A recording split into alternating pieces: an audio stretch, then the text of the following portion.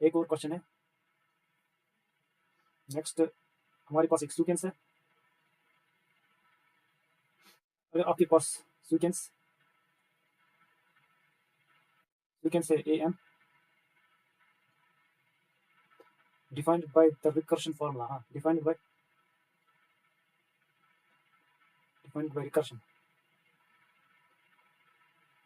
Recursion formula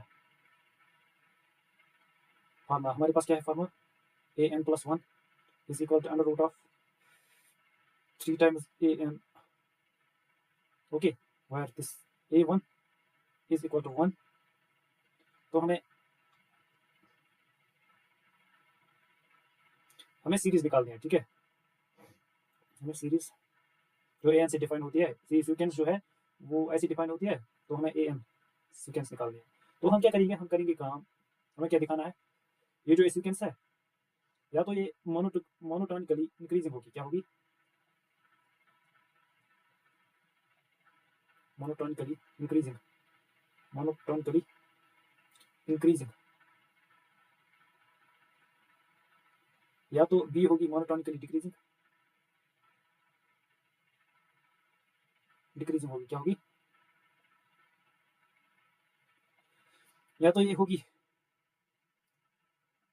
monotonically increasing and unbounded, monotonically increasing and unbounded, okay,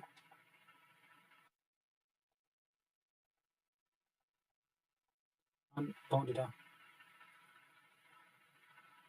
या तो ये D option है monotonically increasing, monotonically increasing होगी, ये मोनोटोनिकली इंक्रीजिंग ये भी होगी, ठीक है, मोनोटोनिकली इंक्रीजिंग और बाउंडेड हो गया एंड बाउंडेड, ओके। तो आप इसको जैसे सॉल्व करोगे, इसमें आप देखोगे पहले हमारे पास जो हम इसको सोल्यूशन में देखेंगे, ए एन जो है हमारे पास एन टर्म सीक्वेंस जो हमारे पास इस सीक्वेंस की एन टर्म होगी, हाँ जो हमारे पास इस सीक्वेंस की टर्म होगी ए एन प्लस वन की वाली, वो होगी बराबर अंडर रूट ऑफ 3a सब एन, ओके, यही है ना, तो दिया गया हुआ है a n plus one term है, ओके। तो हम इससे देखेंगे ए वन वाली टर्म वो भी दी गई है, वो वन के बराबर है। इसके बाद अगर आप देखोगे ए टू वाली टर्म इस सीक्वेंस की, वो निकलेगी ए वन, हाँ प्लस वन, ए वन प्लस वन, हाँ वन प्लस वन हो गया टू, ओके। तो ये देखेंगे हम ए वन वो है वन, ये ऐसे आएगा, ये आएगा थ्री इस यहाँ पर, और ए एन हो गया ए वन प्लस वन हो गया वन, मान लो ये एन है यहाँ पे फर्स्ट, तो ये आएगा एन प्लस वन इसको बनाने के लिए, तो एन का वैल्यू यही है, ए एन अब है यहाँ पे है, ठीक है, तो इसका वैल्यू आएगा वन, ठीक है, तो ये निकलेगा अंडर रूट ऑफ 3 के बराबर। इसके बाद अगर आप देखोगे थर्ड टर्म ए थ्री, वो निकलेगा बराबर,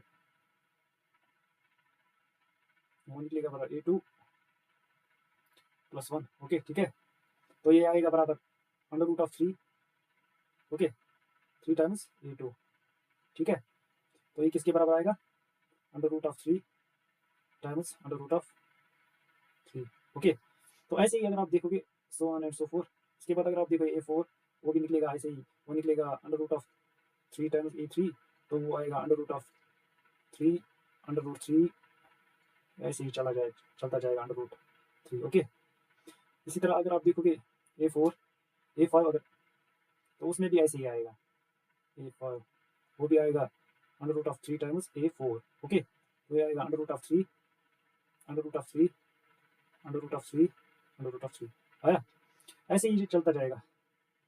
तो आप यहाँ पर एक सीक्वेंस देख पा रहे होंगे, पहले under root of 3, under root of 3 into under root of 3, under root of 3 times under root of 3 times under root of 3, तो ये ऐसी ही कंटिन्यू सीक्वेंस जा रही है। तो आप इससे क्या सीधे लिख सकते हैं क्लियरली, क्लियरली वन जो है वो छोटा है किससे, अंडर रूट ऑफ 3 से, वो छोटा है under root of 3 root 3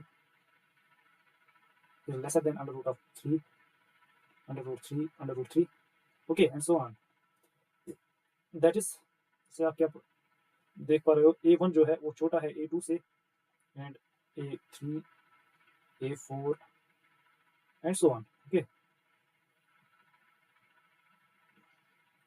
full stop, इसका एंड मत है तो ये बाउंडेड नहीं है। Okay, since this is not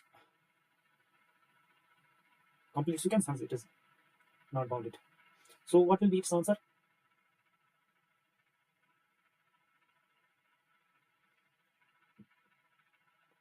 N plus 1, since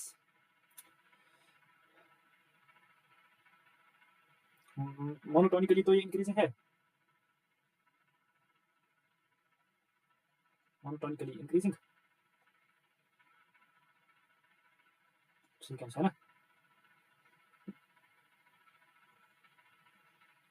okay, monotonically increasing sequence तो है ये, ठीक है, मोनोटोनिकली इंक्रीजिंग सीक्वेंस,